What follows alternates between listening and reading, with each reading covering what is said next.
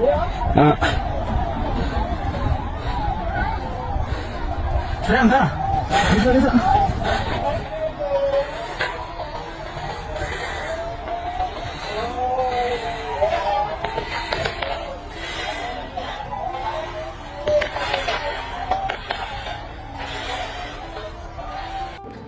Shalom. This is Srikanth Nakrikandi from Jerusalem.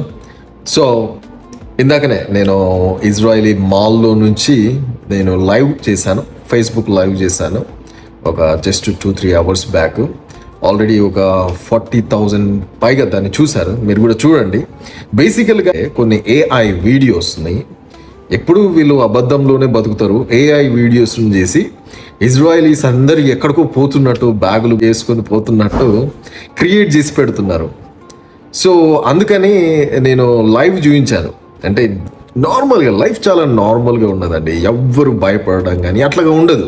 మద్గాన్లో bomb పడ్డప్పుడు just పక్కమటికి జనాలు వెళ్ళిపోతున్నారు. మీరు చూడండి, ఇట్లాగ పడ్డది ఎమ్మటే పక్కమటి వెళ్ళిపోతున్నారు. ఆటలాడే వాళ్ళు ఎమ్మటే బాంబు పడడం చూసినారు, ఎమ్మటే ఆటల్లో కంటిన్యూ అవుతున్నారు. అది స్పిరిట్ ఆఫ్ ఇజ్రాయెల్ అంటే అట్లాగా ఉంటుంది ఈ నేషన్లో. సో నేను జనరల్గా ఇక్కడ ఎలాగున్నది సిచ్యువేషన్ అనేది చూపించాను మీకు. ఒకవేళ వీలుంటే ఆ ఫేస్బుక్లోకి వెళ్ళి చూడండి.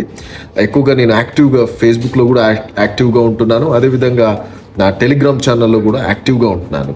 అయితే ఈరోజు ఏంటంటే నేను చూస్తున్నటువంటి ఇంకో న్యూస్ ఏంటంటే, మేజర్గా ఇజ్రాయెల్ దగ్గర బాంబులు అయిపోయినాయి, ఇక ఇజ్రాయెల్లో ఉన్న బాంబులు లేవు అని నేను న్యూస్ వింటున్నాను. నిజంగా చెప్తున్నాను కదా.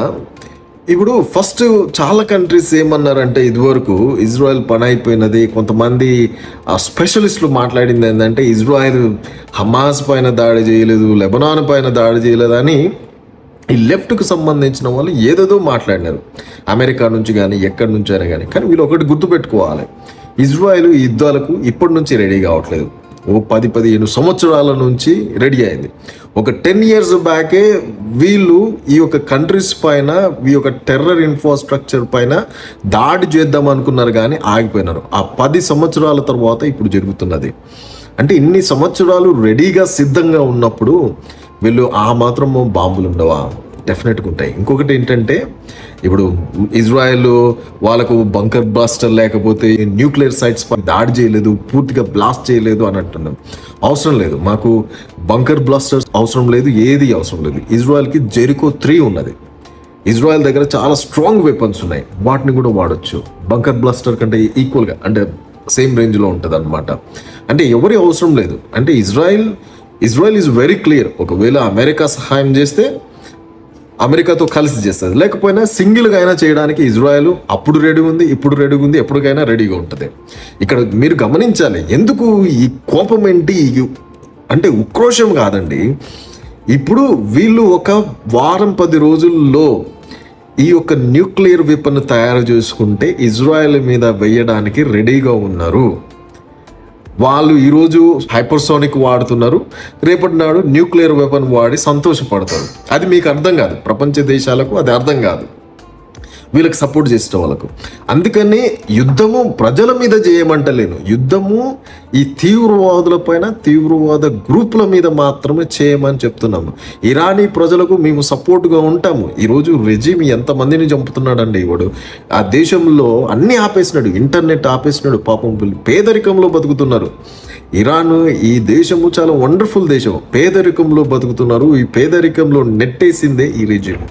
అయితే మీరు చూడండి, ఈరోజు మార్నింగ్ నుంచి అక్కడ అడపాదడప 2 రాకెట్లు వీళ్ళు మా పైకి పంపించగలిగినారు, కానీ మేజర్గా మాత్రము రాకెట్స్ రావట్లేదు. ఎందుకు రావట్లేదు అంటే వాళ్ళ కెపాసిటీని తగ్గించేస్తున్నారు కాబట్టి.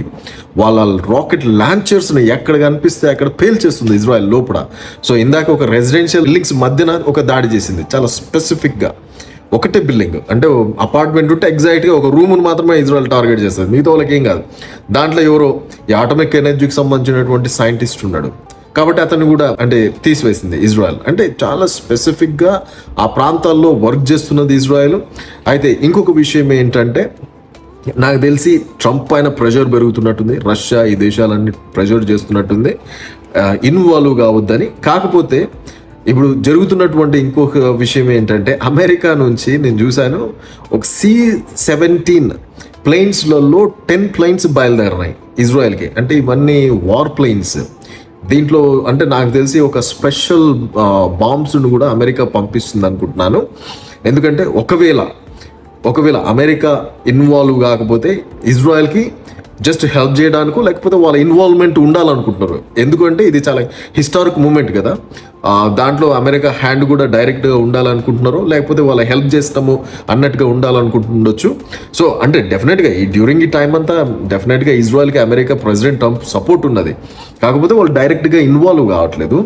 సో ఇప్పుడు డైరెక్ట్గా ఏంటంటే ఈ వెపన్స్ ఒకవేళ అంటే బిగ్ రేంజ్ వెపన్స్ ఒకవేళ పంపిస్తున్నట్లయితే దాంట్లో అమెరికా వాళ్ళ హ్యాండ్ కూడా ఉండాలనుకుంటున్నట్టు నేను చూస్తున్నాను. సో ఇప్పుడైతే ప్రస్తుతానికి 10 బయలుదేరినాయి. సో ప్రాబబ్లీ ఈ ఆపరేషన్స్ నాకు తెలిసి నెక్స్ట్ ఫ్యూ డేస్లోనే ఈ అంటే న్యూక్లియర్ సైట్స్ పైన వీళ్ళు టార్గెట్ చేస్తారండి. కాకపోతే ప్రజలు ఇప్పుడు ఇరాన్లో బయటికి రావట్లేదు, చాలామంది భయపడుతున్నారు. ఎందుకంటే చాలా సెన్సిటివ్ అండి. ఎందుకంటే ఈ న్యూక్లియర్ ఈ విస్ఫోటనం జరిగితే ఏమవుతుందంటే చాలామందికి ఆ ప్రాంతంలో ప్రాబ్లం కూడా రావచ్చు. ఎందుకంటే చాలా యురేనియం అనమాట. వీళ్ళు చాలా దగ్గరకు వచ్చినారు, న్యూక్లియర్ వెపన్కి చాలా దగ్గరకు వచ్చినారు. అంటే దాంట్లో ఇప్పుడు కూడా కెమికల్ రియాక్షన్ ఉంటుంది కదా, అవన్నీ నిజంగా దాని గురించి కూడా ఆలోచిస్తుండొచ్చు. కాకపోతే ఏంటంటే ఇవి చాలా దూరంగా ఉన్నాయి. మీరు ప్రాబబ్లీ అక్కడ చుట్టుపక్కల ఉన్నటువంటి జనాలను వీళ్ళందరినీ మూవ్ చేయడానికి కొంచెం టైం పడుతుండొచ్చు. కానీ ఏదైనా కానీ ఇజ్రాయెల్ అయినా కానీ అమెరికా అయినా కానీ చాలా కేర్ఫుల్గానే ఈ ఆపరేషన్స్ చేస్తుంది. అక్కడ ఉన్నటువంటి సామాన్య ప్రజలకు ఏమి కాకుండా. కాకపోతే ఇంటర్నల్గా ఈ రెవల్యూషనరీ గార్డ్స్ పైన ఫైట్ చేస్తున్నారు ఇరానియన్ ప్రజలు. ఇప్పుడు ప్రస్తుతానికి జరుగుతున్నది అది. సో ఎవరు ఇన్వాల్వ్ కాకుండానే ఈవెన్ సుప్రీం లీడర్ పడిపోయేటువంటి అవకాశాలు ఉన్నాయన్నమాట. సరే చూద్దాం ఏమవుతుందో. సో ఈరోజు షబాద్ కాబట్టి ఎక్కువగా మరి రేపటిలోనే నేను ఆన్లైన్లో ఉంటానో ఉండనో తెలియదు, చూద్దాం. Okay, thank you so much for watching.